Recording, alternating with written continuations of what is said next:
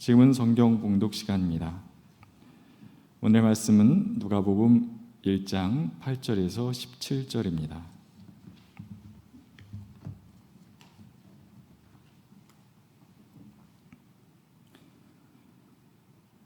사가랴가 자기 주의 차례가 되어서 하나님 앞에서 제사장의 직분을 담당하게 되었다.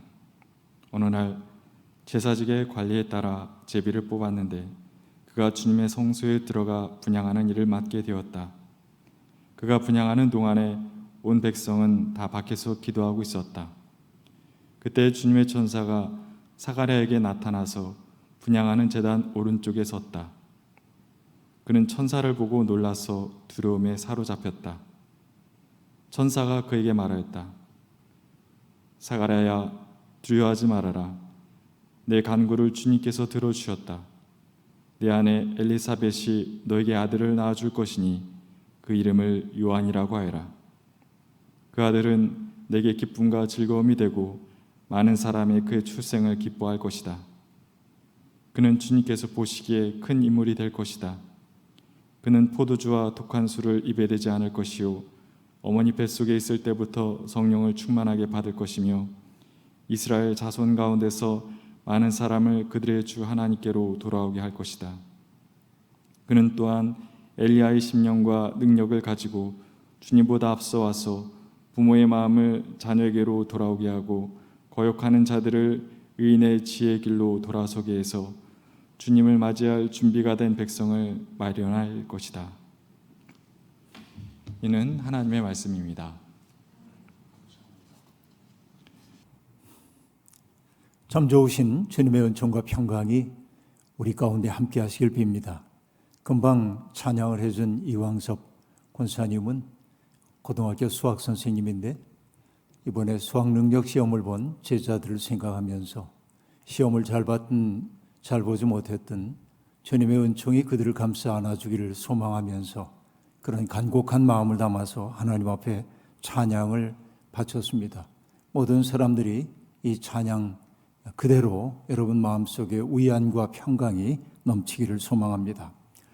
벌써 대림절의 두 번째 주일을 저희가 맞이했는데요. 내일이면은 24절기로 얘기하면 대설절기가 되겠습니다. 이맘때가 되면은 찬바람이 불고 서리가 내리고 그리고 눈이 오고 얼음이 어는 때가 된다고 합니다. 이때가 되면 농촌에 살고 있는 사람들은 매우 분주하게 지낼 수밖에 없습니다. 가을에 거둬들였던 그런 곡식들을 조금 내다 팔아가지고 돈을 마련하기도 해야 하고요. 그런가 하면은 일부는 세금으로 내야 하고 또 일부는 제삿밥을 위해 띄어두어야 하고 그것은 어떤 경우에도 걸을 수 없는 일이었죠. 옛사람들에게는. 그리고 땅 주인에게 도지도 내야 했고 또 장립별을 얻었던 그 빚도 갚아야 하고 이렇게 하다 보면 불과 한 달 전에 풍요롭게 내 손에 들어왔던 것들이 다 빠져나가고 남는 것이 별로 없죠. 그 서러운 마음을 농가 원령가는 딱 한마디로 표현하고 있습니다. 엄부렁하던 것이 남저지 바이 없다라고 말하는데 엄부렁하다라고 하는 말은 성기고 옹골차지 못하다 그런 말이고 남저지는 나머지의 방언이니까 그러니까 그나마 부족하던 것들이 다 빠져나가고 남은 것이 아무것도 없구나라고 얘기하고 있습니다. 이것이 서러운 농민들의 삶의 모습이었다고 볼 수 있겠죠. 그런데 이것은 12월을 맞이한 우리의 심정과 별반 다를 바가 없다고 말할 수밖에 없습니다. 우리도 느긋한 평화를 원하지만 삶이 우리를 붙들고 뒤흔들어 놓고 있습니다. 코로나19로 말미암아 물질적인 육체적인 어려움을 겪는 이들도 아주 많이 있습니다. 특별히 자영업을 하고 있는 이들 가운데는 폐업하고 또 폐업할 자금조차 없어서 어려움을 겪고 있는 이들이 참 많이 있습니다. 그런가 하면은 오랜 이 코로나 세월 때문에 코로나 블루에 시달리고 있는 사람들도 많이 있습니다. 이럴 때 종교가 혹은 정치가 문화가 사람들의 마음을 위로하고 따뜻하게 보듬으면 좋으련만 정치권은 검찰 개혁을 둘러싼 지루한 공방에만 몰두하고 있는 것 같습니다. 대의는 간 곳이 없고 진영 간의 싸움만 도드라져 보이고 있습니다. 바로 이렇게 혼란한 시기에 가짜 뉴스 또한 횡행하고 있습니다. 그렇지 않아도 허전한 사람들의 마음을 온통 뒤흔들어 놓기도 하고 있습니다. 며칠 전 가까운 지인이 깜짝 놀란 목소리로 제게 전화를 걸어왔습니다. 다짜고짜 유튜브와 카톡이 들끓고 있는데 어떻게 된 거냐고 제게 물었습니다. 영문을 몰라 하는 제게 그분은 여당 국회의원들이 교회 폐쇄법을 발의했다는 소문이 돌고 있다는 것이었습니다. 법안을 발의한 의원들의 명단까지 나돌고 있다면서 몇몇 사람의 이름까지 제게 불러주었습니다. 저는 어처구니 없는 그 소식을 들으면서 웃으며 그런 일은 있을 수 없다고 말씀드렸지만 그러나 의구심을 거두지 못하는 눈치였습니다. 이것이 우리가 살고 있는 시대의 어둠입니다. 이 암울한 시대에 신앙인들에게 절실히 필요한 것이 있다고 한다면 분별하는 능력이라고 말할 수 있습니다. 분별력 혹은 식별의 능력 말입니다. 영을 분별하는 것도 성령의 은사 가운데 하나임을 우리는 잘 알고 있습니다. 저마다 자기가 옳다고 주장하는 세상이기 때문에 우리는 주체성을 가지고 자기 나름대로의 분별의 기준을 가지고 세상을 바라봐야만 합니다. 사람들을 오도하는 종교인들이 참 많이 있습니다. 그들은 다른 사람들의 삶을 헐뜯고 소외시키고 위험에 빠뜨립니다. 오도된 종교인들의 특색 가운데 하나는 무엇입니까? 사람들을 동원의 대상으로 여긴다는 데 있습니다. 그리고 동원된 사람들의 그 열심을 이용해서 자기의 권력을 강화하고 이익을 확보하려는 것, 바로 그것이 거짓 종교인들의 특색이라고 말할 수 있겠습니다. 그들은 끊임없이 사람들의 에고를 부풀려 줍니다. 그래서 자기 기준을 가지고 다른 사람들을 판단하고 정죄하고 냉소하도록 만들기도 합니다. 그들은 사람들 사이에 갈라진 틈을 메꾸는 역할보다는 틈을 더욱더 버름하게 벌어지도록 만드는 일에 열중합니다. 그들은 다리 놓는 사람이 아니라 담을 쌓는 사람들입니다. 그런 이들에 대한 분별력을 우리가 갖지 않으면 우리도 자칫하면 그런 일들에 넘어가기 쉽습니다. 교회력이 기다림의 시간으로 시작되는 까닭은 지금까지 살아온 우리의 생각과 삶의 방식에서 잠시 벗어나 보라고 하는 말입니다. 잠시 하나님께 길을 여쭈어 보는 여유를 가지라고 하는 말이라고 볼 수 있겠습니다. 영어 단어 가운데 unlearn이라고 하는 단어가 있습니다. learn은 배우다, 익히다, 공부하다 그런 뜻이니까 unlearn이라고 하는 말은 배운 것을 잊다, 고쳐 배우다, 잘못된 버릇을 버리다라는 뜻일 겁니다. 신앙생활의 과정이란 무엇입니까? unlearn함으로 learn하는 과정입니다. 내가 가지고 있는 생각, 나의 그 지향점 이런 것들을 지우고 하나님의 뜻에 따라 바르게 우리의 삶을 정향시켜 나가는 게 신앙생활이라고 말해야 할 겁니다. 하나님을 앞서지 않으려는 겸허함이 없이는 거룩한 삶을 살 수 없습니다. 대림절에 우리가 기억해야 하는 사람 가운데 한 분이 세례자 요한입니다. 오늘은 그의 탄생 이전에 벌어졌던 일을 통해 하나님이 우리에게 무엇을 요구하고 있는지를 돌아보려고 합니다. 요한의 아버지인 사가랴가 오늘 이야기의 주인공입니다. 그는 헤롯 대왕이 유다를 다스리고 있던 때 아비야조에 배속된 제사장 가운데 한 사람이었습니다.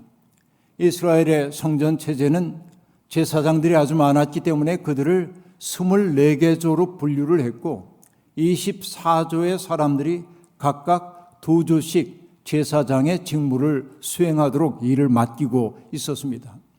역대기를 보면 아비야조는 8번째 조 8조임을 우리가 알 수 있습니다. 그러니까 이 사가랴는 그 8조에 해당되는 제사장이었고 그 때문에 제사의 직무를 감당하는 책임을 지고 있었습니다. 사가랴의 아내인 엘리사벳은 아론 가문의 후예였습니다. 아주 명문 가문의 아내를 얻었다고 하는 말입니다.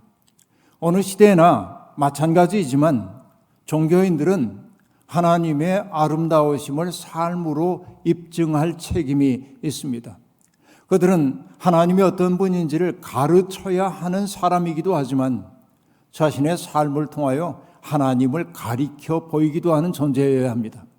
그러나 안타깝게도 어느 시대이든 종교인들의 아름다운 삶을 보이지 못할 때가 아주 많이 있습니다.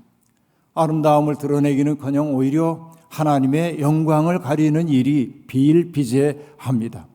여러분, 예수님의 탄생 전후의 성전 체제도 타락할 때도 타락했던 것 같습니다. 사람들은 하나님 앞에 죄를 대속함 받기 위하여 제사장 의지하여 예배를 드릴 수밖에 없었지만 그렇다고 해서 제사장들에 대해서 존경했던 것 같지는 않습니다. 손가락으로 하늘을 가리켜 보이면서도 눈은 온통 이익에 집중하는 제사장들이 많았기 때문에 그렇습니다. 그러나 오늘 우리의 주인공인 사가랴와 엘리사벳은 조금 달랐습니다. 누가는 그 두 사람이 의로운 사람이었다고 말합니다. 주님이 주신 모든 계명과 규율을 흠잡을 데 없이 잘 지키는 사람이라고 말했습니다. 적어도 그들은 하나님을 입으로 안다고 말하면서 행동으로 부인하는 가증하고 완악한 사람들과는 달랐다라고 하는 말입니다. 그러나 그 경건한 가정에도 근심이 하나 있었습니다. 늙도록 자식을 얻지 못했던 것입니다. 사가랴와 엘리사벳은 끝없이 하나님에게 자식을 허락해달라고 기도를 드렸습니다. 신실하지만 쓸쓸한 가정이었던 것입니다. 아비아조가 제사장 임무를 수행하는 때가 되었고 제비 뽑기를 통해서 사가랴는 분향하는 임무를 맡았습니다. 이것은 모든 제사장이 할 수 있는 일 아닙니다. 제비 뽑기를 통해 뽑힌 사람만 할 수 있었기에 일평생 한 번도 분향하는 그런 영광스러운 직무를 감당 못하는 제사장들도 비일비재했습니다. 그러므로 이것은 매우 영광스러운 그런 자리였습니다. 성소와 지성소 사이에 있는 분향단에서 향을 피워 올린다고 하는 것은 제사장들이 바깥에 있는 사람들에게 기도하는 시간을 알려주는 일이었습니다. 이것은 제사장 자신에게도 영예스러운 일이었습니다. 그렇기 때문에 경외심을 품지 않을 수 없었습니다. 경외심에 사로잡힌 채 분향을 하고 있던 사가랴 앞에 천사가 나타납니다. 너무나 놀랬겠죠. 거룩의 현존 앞에 설 때 사람들이 느끼는 감정은 놀람과 두려움입니다. 이사야도 환시 가운데 하늘 보좌를 보고는 화들짝 놀라 외쳤습니다. 재앙이 나에게 닥치겠구나. 이제 나는 죽게 되었구나. 나는 입술이 부정한 사람인데 입술이 부정한 백성 가운데 살면서 왕이신 만군의 주님을 배웠다니 라고 말합니다. 거룩의 현존 앞에 선 사람들은 그런 신적 두려움에 사로잡힐 수가 밖에 없는 것입니다. 당연한 일입니다. 그러나 여러분, 우리도 살면서 그런 신적 두려움이 아니라 수많은 두려움 앞에 서곤 하는 것이 인생입니다. 두려움이 우리의 마음을 확고히 사로잡는 순간 우리 마음과 감각이 마비됩니다. 모든 움직임이 일시에 중지되는 것 같은 그런 느낌을 받을 때가 있습니다. 두려움은 사람들을 움츠러들게 만들고 무기력하게 만들기도 합니다. 그 때문에 두려움에 사로잡힌 사람일수록 방어적인 태도로 사람들을 대하기도 하는 것입니다. 그러나 하나님 체험에서 비롯된 두려움이라고 하는 것은 우리를 마비시키는 것이 아니라 이전에는 보지 못하던 삶의 다른 차원을 보도록 우리의 눈을 열어주기도 하는 것입니다. 하나님의 현존 앞에 설 때 사람은 비로소 자기라고 하는, 자기의 욕망이라고 하는 작은 울타리 너머의 세계를 바라볼 용기를 얻게 되는 것입니다. 그 하나님의 두려움 앞에 서게 될 때 사람은 비로소 세상이 약육강식의 벌판이 아니라 하나님의 신비가 깃들어 있는 것임을 깨닫게 되는 것입니다. 여러분, 유대인의 안식일 기도에 나오는 한 구절이 내내 제 마음속에 남아 있습니다. 그 기도는 이렇게 드려지고 있습니다. 하루씩 지나가고 한 해씩 사라지건만 저희는 기적들 사이를 장님처럼 걸어갑니다. 저희의 눈을 볼 것들로 채워주시고 저희의 마음을 알 것들로 채우소서. 당신의 현존이 마치 번갯불처럼 저희가 걸어가는 어둠을 비추는 순간들이 있게 하소서. 저희가 어디를 바라보든 떨기나무에 불이 붙었지만 불에 타서 없어지지 않는 것을 볼 수 있도록 도우소서. 그리고 당신께서 빚으신 흙덩이인 저희들이 거룩함에 닿게 하시고 놀라움 가운데 이 얼마나 경외로 가득한 곳인가 하고 외치게 하소서라고 말합니다. 여러분, 이 기도 놀라운 기도입니다. 저희는 기적들 사이를 장님처럼 걸어간다라는 말이 쇠복소리처럼 들려옵니다. 하나님이 우리가 사는 곳곳에 아니 계신 곳 없이 하나님은 그곳에 계시건만 우리는 마치 하나님이 계시지 않은 것처럼 아무것도 보지 못하는 사람처럼 살고 있지는 않는가라는 말씀입니다. 오늘 우리를 사로잡고 있는 두려움이 우리를 마비시켜서 하나님의 신비 앞에 서지 못하도록 하고 있는 것은 아닌가 돌아보는 겁니다. 천사가 사가랴에게 전한 첫 번째 말씀은 두려워하지 말아라 라는 말입니다. 헬라어로도 두 마디 단어입니다. 메 포부라고 말하고 있습니다. 영어로 옮기자면 fear not 입니다. 단순합니다. 이것은 여러분 영어 성경에서 do not fear 혹은 do not be afraid of 이렇게 얘기하고 있는데 그런 번역어보다는 fear not이라고 하는 말이 이 헬라어 번역 성경의 적절한 번역입니다. 아주 단순하고 명료한 명령입니다. 두려워하지 말아라 라고 하는 말입니다. 하나님은 우리를 두려움에서 풀어주시는 분입니다. 두려움에서 벗어날 때 비로소 하나님의 뜻과 접속될 수 있기 때문입니다. 천사는 사가랴에게 두려워하지 말라고 말한 후에 하나님께서 그의 기도를 들어주셨다고 말합니다. 내 아내 엘리사벳이 너에게 아들을 안겨줄 거라고 얘기하고 있습니다. 그 아들이 내게 큰 기쁨과 즐거움이 될 것이라고 말했습니다. 천사는 놀람과 두려움 속에 있던 사가랴에게 기쁨과 즐거움의 소식을 전해주고 있습니다. 하나님이 하시는 일이 이와 같습니다. 신실한 사람이었음에도 불구하고 사가랴는 그 놀라운 메시지를 현실감 있게 받아들일 수 없었습니다. 왜냐하면 그것은 있을 법하지 않은 일이었기 때문에 그렇습니다. 그러나 천사는 사가랴의 반응과 상관없이 전해야 할 메시지를 담담하게 전합니다. 태어날 그 아이는 주님께서 보시기에 큰 인물이 될 것이라는 것이었습니다. 여기 두 마디가 우리에게 떠오릅니다. 주님께서 보시기에라고 하는 말과 큰 인물이라고 하는 말입니다. 어쩌면 세상은 그를 크게 여기지 않을 수도 있습니다. 그러나 세상의 평가가 어떠하든 그는 큰 인물입니다. 왜 클까요? 남들보다 압도적인 일을 하기 때문이 아닙니다. 하나님이 맡기신 이 일을 성심껏 수행하는 사람이기에 그는 큰 인물이 될 것이라고 이야기하고 있는 것입니다. 천사는 태어날 아기가 어머니의 뱃속에 있을 때부터 성령의 충만함을 받을 것이라고 말합니다. 이 말은 하나님의 선택의 신비 그리고 그가 받은 소명의 막중함을 나타내기 위한 말입니다. 특별히 그가 선택된 때를 지칭하기 위한 말이 아니라고 하는 말입니다. 이사야 선지자도 내가 태어나기도 전부터 주님께서는 나를 그의 종으로 삼으셨다고 말했습니다. 사람마다 자기의 몫의 삶이 있습니다. 사람은 자기가 선택하지 않은 생의 조건 속에서 살 수밖에 없습니다. 부모님, 성, 혹은 나라, 피부색, DNA, 시대 이런 것들은 우리의 선택과 무관하게 우리에게 주어졌습니다. 어떤 의미에서 그것은 하나의 숙명이라고 말할 수 있겠습니다. 그렇습니다. 하지만 하나님은 인간에게 자유 또한 선물로 허락하여 주셨습니다. 우린 인생 가운데 바꿀 수 없는 것들도 있지만은 선택하고 책임을 지며 바꿀 수 있는 자유도 또한 있습니다. 이게 인생의 비밀입니다. 내가 무엇을 선택하냐에 따라서 인생이 달라집니다. 여러분, 일제시대에 양정고등학교 지리 선생님이었던 김교신 선생님은 성서초선이라고 하는 책에서 똑같은 인생의 재료가 주어져도 저마다 반응이 다르다며 이렇게 말하고 있습니다.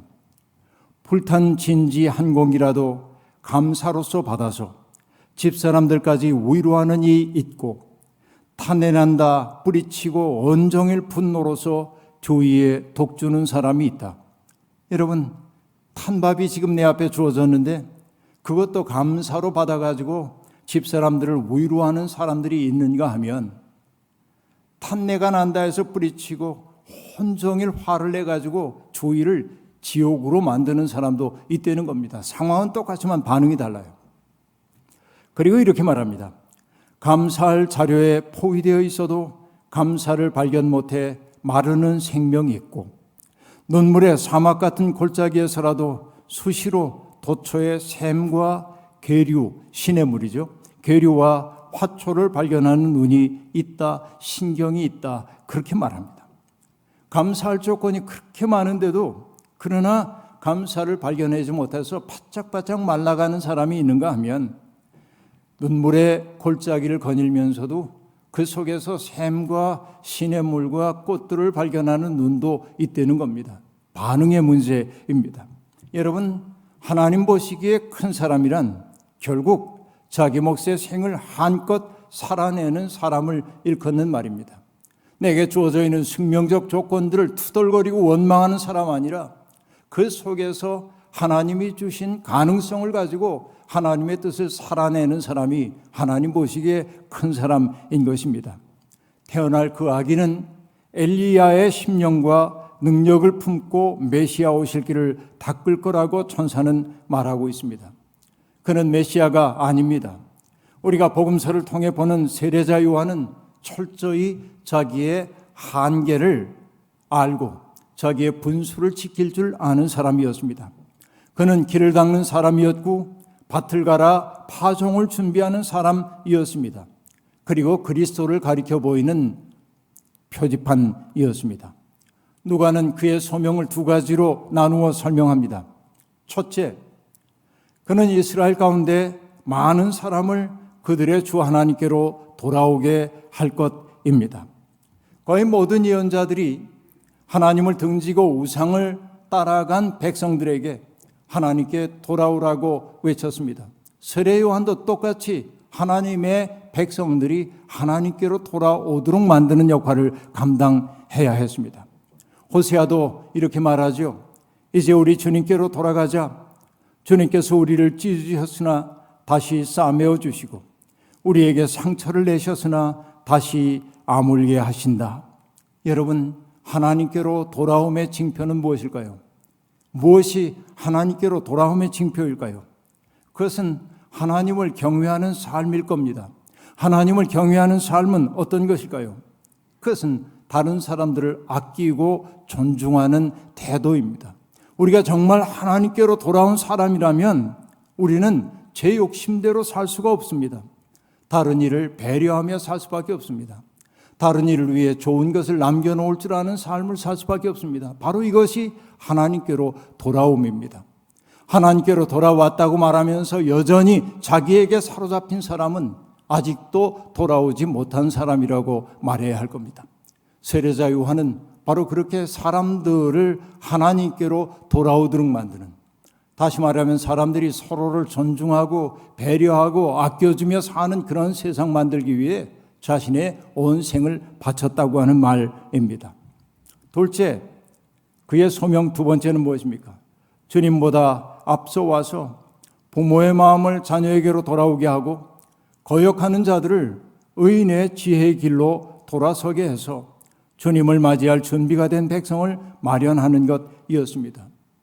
부모의 마음이 자녀에게로 돌아오면 자녀의 마음 또한 부모에게로 돌아오게 마련입니다. 한 사람이 마음을 열면, 그래서 넓은 품으로 그를 품어 안으려 하면, 자비의 마음으로 그를 위한 여백을 마련하면 다쳤던 다른 사람의 마음도 열리게 마련입니다. 가장 가까운 사이면서도 통하기 어려웠던 이들이 마음을 열어 서로에게 다가서게 만들고, 하나님을 경외할 줄 몰랐던 사람들이 하나님께로 돌아서도록 하는 것, 바로 이것이 사가랴의 아들로 태어날 세례자 요한의 소명이었습니다. 그렇습니다. 좋은 세상은 저절로 오지 않습니다. 길 없는 곳에 길을 내는 사람들을 통해 옵니다. 길은 처음부터 있는 것이 아니라 많은 사람들이 걷는 곳에 길이 생겨나는 것입니다. 초대교회 교인들의 별명이 무엇이었습니까? 그 길을 걷는 사람들이었습니다. 그 길은 십자가의 길입니다. 그 길을 앞서 걷는 사람들이 있어 뒷사람들이 편안해지는 것입니다. 이슬에 젖은 풀밭을 앞서 걸어가는 사람들을 가리켜 우리말로 이슬더리 혹은 이슬바지라고 말합니다. 자기의 바지는 적셔 질른지 몰라도 그들이 앞서 걸은 덕분에 뒤에 오는 사람들은 쾌적하게 풀밭을 걸어갈 수 있는 것입니다. 주님 오심을 기다리는 우리도 그런 역할을 해야 합니다. 바로 사가랴의 아들로 태어나는 세례자 요한은 바로 그 일을 위해 보냄을 받은 사람들이었습니다. 사람들 사이에 소통의 통로를 열고 무정하고 사나운 세상을 따뜻한 곳으로 바꾸기 위해 힘써야 합니다. 여러분, 온 세상을 다 바꿀 수는 없습니다. 그것은 우리의 몫이 아닙니다. 하지만 여러분, 우리의 주위만이라도 따뜻한 배려의 공간을 만들 수는 있습니다. 내 주변에 있는 사람들의 마음속에 지옥이 아니라 천국을 만들어 줄 수는 있습니다. 마음먹기에 따라서 말입니다. 이렇게 우리 주변부터 사랑과 이해로 물들일 때 우리는 그 길을 걷는 사람들이 될 수 있습니다. 어려운 이들에게 손을 내밀고 외로운 이들 곁에 다가가 벗이 되어 주십시오. 주님은 우리보다 먼저 그곳에서 우리를 기다리고 계십니다. 주님을 외롭게 만들지 마십시다. 사방에 위험이 토사리고 있지만 두려워하지 마십시오. 주님이 우리를 부르셨기에 우리를 인도하실 것이고 우리를 지켜주실 것입니다. 주님 오실 길을 닦는 마음으로 살 때 우리는 문득 우리 가운데 계신 주님과 만나게 될 것입니다. 우리가 거니는 그곳이 눈물의 골짜기 사막과 같을지라도 샘과 시냇물과 화초를 발견하는 눈 밝은 사람들처럼 우리의 삶이 어떠하든지 우리의 삶 속에 깃든 하나님의 은총을 발견하며 교회를 사랑으로 물들이는 우리가 되기를 주의 이름으로 축원합니다. 아멘. 주신 말씀 기억하며 거듭의 기도 함께 드리겠습니다. 하나님의 시간은 언제나 우리의 시간과 어긋나는 것처럼 느껴져 우리는 때때로 하나님을 원망할 때도 있었습니다. 그러나 하나님의 때는 언제나 정확하게 우리에게 다가옴을 오늘 본문을 통해 깨닫게 되었습니다. 오랜 기간 동안 자식을 달라고 기도했던 사가랴의 기도가 응답되었을 때 바로 그 태어날 아기를 통하여서 그리스도 오실 길을 닫게 되었음을 우리가 알게 됩니다. 하나님의 응답이 지체되는 것처럼 느껴져도 우리 의심하지 않고 하나님의 섭리를 믿으며 기다릴 줄 아는 인내의 믿음 허락하여 주옵소서. 오늘도 눈물의 골짜기를 지나고 있는 사랑하는 주님의 백성들을 긍휼히 여기셔서 그들의 그 거닐고 있는 골짜기가 은총의 샘물이 넘치는 곳으로 바뀔 수 있도록 복 내려 주옵소서. 예수님의 이름으로 기도하옵나이다. 아멘.